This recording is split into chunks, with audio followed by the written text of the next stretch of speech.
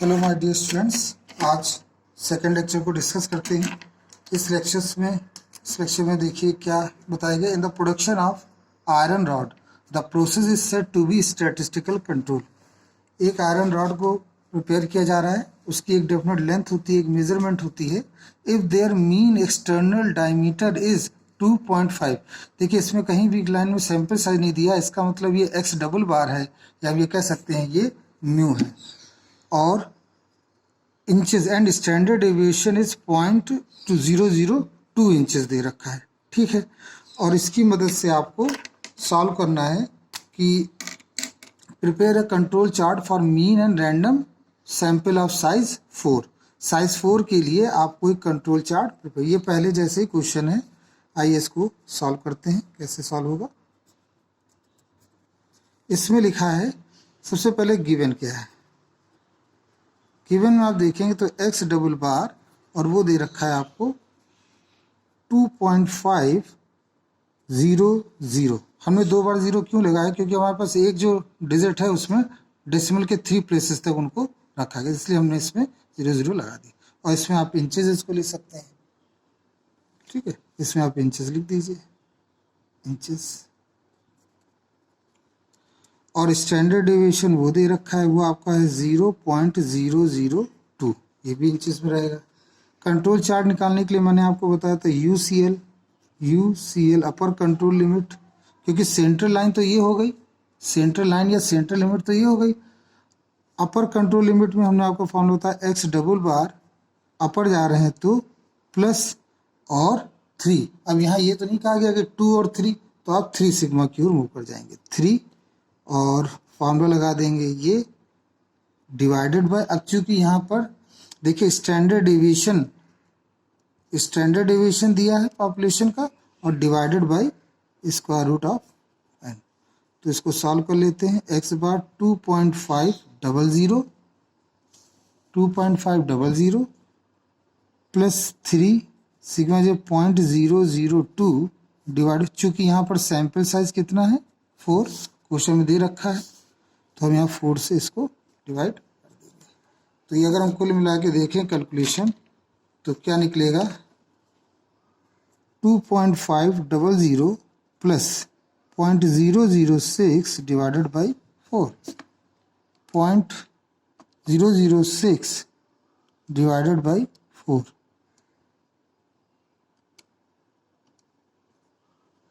लिखा है 1.5 into 10 to the power -3।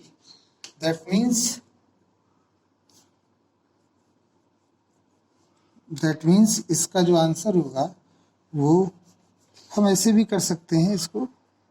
देखिए यहाँ, अरे देखिए एक प्रॉब्लम हो गई, यहाँ पर हमें स्क्वायर रूट लिखना था। ये देखिए स्क्वायर रूट, आपको याद होगा फार्मूले में यहाँ पे क्या आता है, स्क्वायर रूट। तो हम यहाँ पे स्क्वायर रूट लगा देंगे, कोई दिक्कत नहीं है। 2.500 प्लस इसका स्क्वायर करने पर 2 आ जाएगा, 2 से डिवाइड को 0.003, और ये आप एडअप करोगे तो 2.5003 ये आपका बना। ये अपर कंट्रोल लिमिट आ गई। अब हम लोअर कंट्रोल लिमिट की बात कर रहे हैं। लोअर कंट्रोल लिमिट में भी हम यही फार्मूला लगाएंगे, बस यहाँ पर हम माइनस लिख देंगे, आगे 3 लिखेंगे, 0.002 divided by square root of 4। ये हो जाएगा 2.500 माइनस 3 इंटू 0.002 डिवाइडेड बाई 2। फिर 2.500 अगेन हम यहाँ पर इसको काट देंगे 0.001, और ये आ जाएगा 0.003। और जब इसे सब्ट्रैक्ट कर देंगे 2.500 माइनस 0.003, तो देखिए आएगा 2.497 इंचेस। तो ये भी इंचेस है, तो ये भी इंचेस है। आई एम श्योर ये आपको समझ में आ रहा होगा। तो इस तरह से हमने अपर और लोअर कंट्रोल लिमिट निकाल ली। तो अब जैसे इस क्वेश्चन में क्या पूछा गया है कि इस क्वेश्चन में पूछा गया है कि now find find mean for the mean of random sample of size 4, prepare a control chart. तो हम कंट्रोल चार्ट को यहाँ प्रिपेयर करेंगे।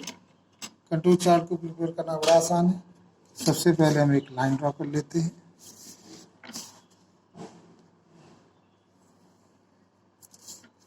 आपकी थोड़ी बड़ी सी लाइन ड्रॉ करेंगे जिससे दिक्कत ना हो, और फिर एक हॉरिजॉन्टल लाइन ड्रॉ कर लेंगे। आपका इस सेकंड क्वेश्चन में मीन डायमीटर दे रखा है 10 सैंपल का। ये तो पहले पार्ट के लिए हमने सॉल्व कर लिया, लेकिन सेकंड पार्ट में इन्होंने जो दे रखा है सैंपल साइज 10 दे रखे हैं। तो 10 के लिए हम यहाँ पर 1 2 3 4 5 6 7 8 9 11 12। तो दिस इज सैंपल साइज,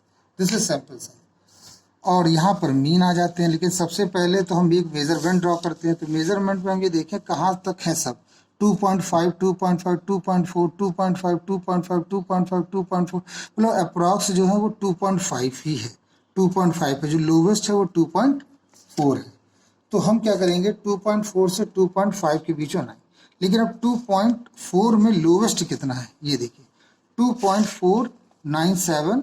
और इसमें देख लीजिए, वैसे तो ये अपर और कंट्रोल लिमिट है तो सबसे छोटा यही होना चाहिए, लेकिन हो सकता है कोई वैल्यू ऐसी हो जो इससे भी छोटी हो, तो वो हमें देखना पड़ेगा। तो 2.49, ठीक है, 4971 4993 और 2424995 2497 497। तो सिंपल है। और इसमें अपर में तो आप मतलब आपको ये चीज़ देखनी पड़ेगी कि लोअर और कंट्रोल लिमिट, कुल मिला के अगर आप इसको प्रॉपरली नहीं समझ पाते तो आप एक लाइन ड्रॉ करिए, और लाइन ड्रॉ करने पर आपको ऑटोमेटिकली आइडिया मिल जाएगा। सबसे पहले तो हम यहाँ सेंट्रल लाइन ड्रॉ करें। सेंट्रल लाइन है दिस वन। सेंट्रल लाइन जो आई थी वो ये है 2.500। तो इसके लिए हम सेंट्रल लाइन पहले ड्रॉ कर लेते हैं। और ये एक्चुअली स्टूडेंट पहले आप रफ में करें एक दो बार, तब आपको और ये चीज़ क्लियर हो जाएगी। ये हमने इसका मेजरमेंट है 2.500। अब 3 स्टैंडर्ड डिविएशन नीचे और 3 स्टैंडर्ड डिविएशन ऊपर। तो अब आप देखिए ऊपर में है 2.03। तो कितना हम मेजरमेंट लें इस तरह से इजी। तो हम ये कह सकते हैं, अगर हम चलें तो ये है 0.2497। तो 2497 500 है। हम 10 का डिफरेंस ले सकते हैं या 5 का डिफरेंस ले सकते हैं। तो अगर हम इसमें से 2.500 में से हम 0.005 को लेस करें तो कितना आएगा, 2.495, वो ये हो गया।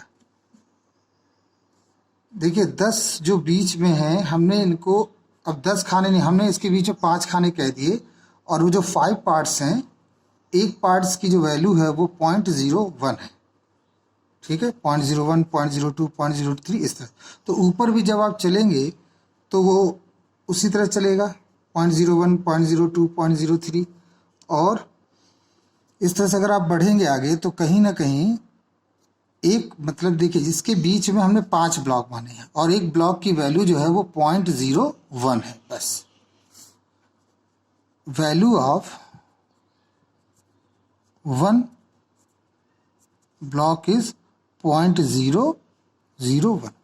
तो ऊपर चलोगे तो आ जाएगा, अब एक ब्लॉक की वैल्यू है ना, लेकिन इतने डिस्टेंस में, अब देखिए इतना डिस्टेंस जो है उसमें हम अगर मेजर करेंगे तो ये आ जाएगा 2.505, इस तरह से लेगा। अब इसी में हम 0.05 ऐड कर देंगे तो ये आ जाएगा 2.5 ऐड करोगे तो ये आ जाएगा 2.550। इसमें अगर हम 0.5 और घटा दें तो ये आ जाएगा 2.4490। ठीक है, अब ये हमने यहाँ पर बना लिया। अब हम सेंट्रल लिमिट हमने बता दी, अपर कंट्रोल लिमिट में है 2.503। अपर कंट्रोल लिमिट में क्या है, ये वैल्यू है अपर कंट्रोल लिमिट में ये, तो इसे हम दिखा देंगे।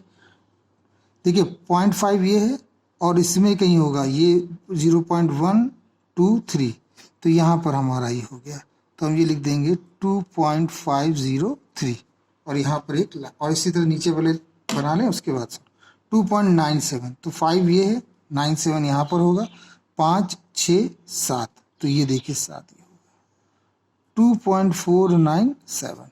और इस प्रकार से आप एक लाइन ड्रॉ कर सकते हैं।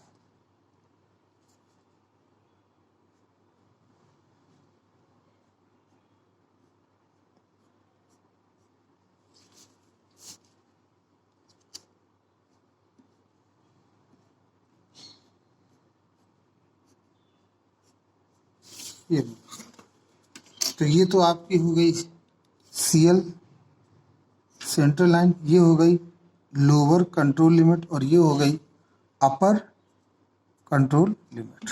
ये हमने 3 सिग्मा और ये सेंट्रल लाइन। अब ये तो हमारा पहले पार्ट का आंसर हो गया। नेक्स्ट में इन्होंने पूछा है कि मीन डायमीटर ऑफ 10 सैंपल ले लिए। कितने सैंपल लिए, 10 सैंपल, 1 2 3 4 5 6 7 10, 10 सैंपल लिए। अब ये कह रहे हैं 10 सैंपल में बताइए कि किसका, क्या ये सब अंडर कंट्रोल है कि नहीं। तो हमारे देखिए कंट्रोल लिमिट तो ये है, तो ये सारी चीज़ें अंडर कंट्रोल होनी चाहिए, इसी के अंदर होनी चाहिए। तो अंदर है कि नहीं है, इसको जानने के लिए हमें इसका ग्राफ एक बनाना पड़ेगा, तभी हम ये जान पाएंगे कि ये अंडर कंट्रोल है कि नहीं। तो आइए सबसे पहला देखिए कितना लिखा है, 2.5014। अब पहला सैंपल ये है, यहाँ पे रहेंगे, और 2.5014, देखिए 2.5 ये होगा 014 और देखिए 2.503 500 ये है आपका, और 2.503 और ये वैल्यू कितनी दे रखी है 2.503 नहीं है, ये 1 है, ये इससे क्या है छोटा है, ये इससे छोटा है। तो 1 के सामने हम इसको अप्रॉक्सीमेटली यहाँ पर दिखा देंगे। 3 डिजिट तक देखिए, ये है आपका 4 डिजिट, चलिए 2.5030 और ये है 2.5014, इससे छोटा है, तो अप्रॉक्सीमेट हम यहाँ पर डॉट बना देंगे। नेक्स्ट देखिए देखिए इसमें हम इस तरह देख लें कि 2.502 2.5 तो ये हो गया, और 502 ये 503 है, तो इसका मतलब ये 502 है, तो ये उसके नीचे होगा, क्योंकि ये है 250 तो सभी में चलेगा, लेकिन 1 और 2 देखना है आपको। तो 1 के लिए आपका ये पहले वाला पॉइंट नीचे होना चाहिए, 1 के लिए नीचे होना चाहिए और 2 के लिए थोड़ा सा ऊपर होना चाहिए। तो हम क्या करेंगे, ये वाला यहाँ ना दिखा के इसको हम यहाँ दिखाएंगे। पहले सैंपल के लिए ये, और दूसरे सैंपल के लिए थोड़ा सा ऊपर होगा, ये 2 हो गया। फिर नेक्स्ट देखिए 2.4 ये है, 9 है, ये है 955 किधर आएगा नीचे, ये तो एग्जैक्ट आपको मिल ही गया 2.495। तो हम इसके लिए थर्ड सैंपल की ओर मूव करेंगे, तो ये आपका थर्ड सैंपल हो गया 2.495 है ये। और से देखिए 2.495 किधर जाएगा, 2.495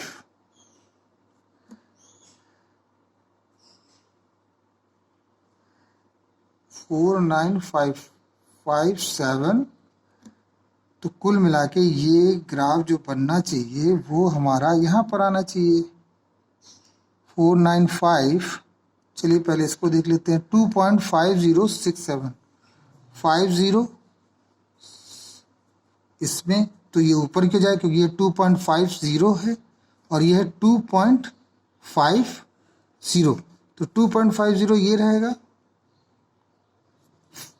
हमेशा डेसिमल में जब दो चीज़ें इक्वल हो जाती है तो थर्ड डेसिमल की रिमूव करते हैं। 7 और ये 5, इसका मतलब ठीक है ऊपर, तो हम 5 सैंपल के लिए इसके ठीक ऊपर कहीं बना देते हैं। ये हमने बना दिया, ठीक है। फिर अभी हम इसको देख लेते हैं। फिर आता है 2.5040, 2.50 ये है, 2.503 ये है, तो 2.504 जो होगा वो 505 के ठीक नीचे होगा। तो ये 5 था और ये 6 के लिए हम यहाँ पर बना देंगे, यहाँ पर बना देंगे। फिर 2.5001 तो यकीनन अब ये अंदर ही रहेगा। तो ये हमने 6 के लिए बनाया था, 6 के लिए 1 2 3 4 5 6, छठे के लिए अब ये जाएगा, 6 के लिए जाएगा। ये जो पहला हमने बनाया था ये 5 के लिए, और ये 5 के लिए, अब 6 के लिए, 6 के लिए देखिए, 6 के लिए जब हम जाएंगे तो यकीनन है ये आपका 1 है, तो ये यहाँ पर आ जाएगा। फिर 2.4993, अब देखिए 2.4993, तो वो देखिए इसके बीच में कहीं होगा, इसके बीच में राउंड ऑफ होगा कहीं, तो हम इसकी के बीच दिखाएंगे। और ये आपका 7वां सैंपल है, तो ये लाइन जाएगी और हम यहाँ पर अप्रॉक्सीमेटली 993 है, 2.497, 7वां सैंपल है, 1 1 2 3 4 5 6, तो हो गया 6 में दिखा दिया। 7 ये 2.499, तो फिर ये जाएगा, ये जाएगा आपका यहाँ पर कहीं आएगा, तो 8 के लिए हम ये खींचेंगे तो ये यहाँ पर हम काफ़ी क्लोज 2.49 ये हमें दिखा देंगे। फिर नेक्स्ट है आपका 2.4962, 2.4962, तो 2.4962, 62 तो नीचे आएगा क्योंकि 95 ये इस लाइन के बाहर निकल जाएगा, तो बाहर पर 62 249, ये है 50, इसका मतलब इस 50 से भी नीचे जाएगा, तो ये आपका हो जाएगा 8 के लिए हमने बना लिया, 7 8 हो गया। ये हमारा जाएगा 4962, 4962, 4993, 4993 and the second one is, ठीक है। अब हम बनाएंगे 4993 के लिए, तो 93 इन द केस नीचे होगा, तो हम यहाँ पर इसको दिखा सकते हैं 8वें के सैंपल में ये चीज।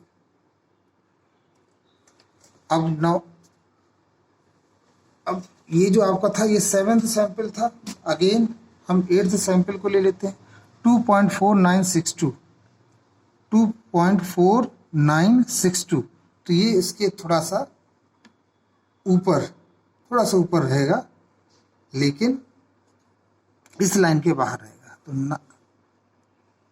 8th के लिए जो जाएगा वो थोड़ा सा ऊपर रहेगा। ये फिर आ जाता है 0.4966, 0.4966, तो देखिए 1 2 3 4 5 6 7 8 9 10, 2 पॉइंट और हमें दिखाने हैं। तो हम इसी प्रकार से जब इस चार्ट में शो करेंगे तो देखिए 2.4 ये हो गया, 9 ये हो गया, और 6 इसके 5 इसके बीच में कहीं होगा, तो इसके बीच में होगा, लेकिन आप देखिए ये काफ़ी क्लोज है, ये काफ़ी क्लोज है, ये काफ़ी इसके क्लोज मिलेगा, तो हम ये कह सकते हैं कि 2.966 ये है और 2.4 3 3 6 7 8 9, ठीक है, ये 9th था और 2.4971 2.4971 1 तो ऊपर जाएगा, तो ये हमारा 10 में अंदर की ओर और 97 ये हमारा। अब एक जो हमारा था 2.49 2.499 तो 99 का मतलब तो ये अंदर जाएगा, इसके अंदर में आएगा, इसके बीच में आएगा, और इन दोनों के बीच का मतलब ये हुआ कि वो यहाँ कहीं थर्ड सैंपल था, वो यहाँ कहीं था। 2.49 है, अब देखिए 499 है और ये कितना है 497, तो इस सेकंड प्लेस पर देखिए 9 आया है, ठीक है, और थर्ड प्लेस पे इसका 9 है और यहाँ पर 7 है, तो कौन बड़ा हुआ, ये बड़ा हुआ, इसलिए हम इसको यहाँ पर ड्रॉ कर देंगे। तो इस तरह से हमने ये कंट्रोल चार्ट बनाया, आइए इसे ज्वाइन करें और आपको एक आइडिया लग जाएगा किस प्रकार से ये बन रहा है।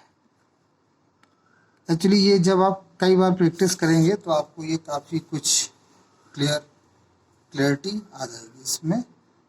और ये है कुछ नहीं, क्योंकि यहाँ पर हमें अप्रॉक्सीमेट लेके चलना होता है तो ज़्यादा आसान हो जाता है, वो एक्यूरेटली नहीं आपको ग्राफ जनरेट करना है।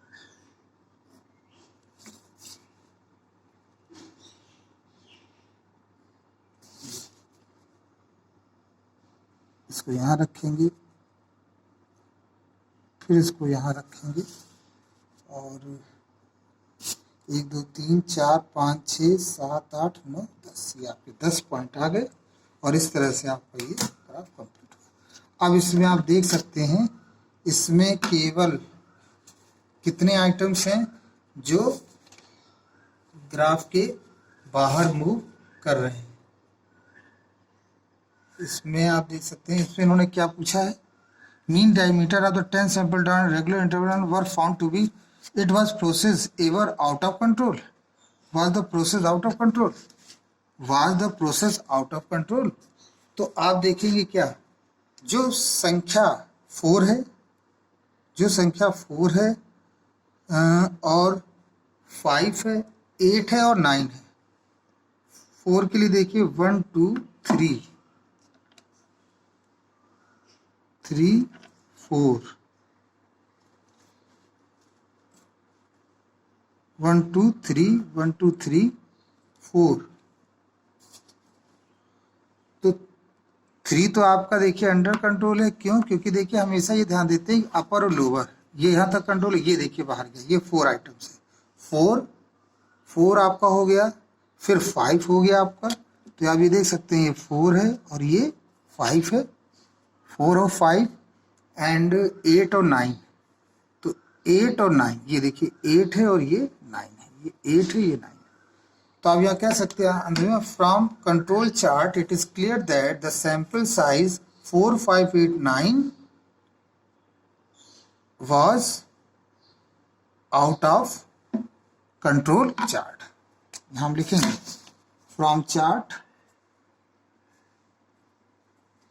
from control chart it is clear that sample 4 5 8 and 9 are out of control limit, out of control limit। So manufacturing process में हम ये कह सकते हैं कि ये कंट्रोल लिमिट से क्या है, बाहर, आउट ऑफ कंट्रोल लिमिट। तो we must take care of them. I hope ये चीज़ आपको समझ में आई होगी। इसको 2-3 बार आप अगर इसे सॉल्व करेंगे तो आप ये न्यूमेरिकल बड़ी आसानी से कर पाएंगे। इसमें कुछ भी नहीं है डिस्टेंस, केवल ये कैलकुलेशन जो कि बहुत सिंपल है। फिर ये ग्राफ प्रदर्शना, ये उससे भी ज़्यादा सिंपल है क्योंकि हम यहाँ डेसिमल के कई हिस्सों की, कई पार्ट्स की बात करते हैं। Thank you very much.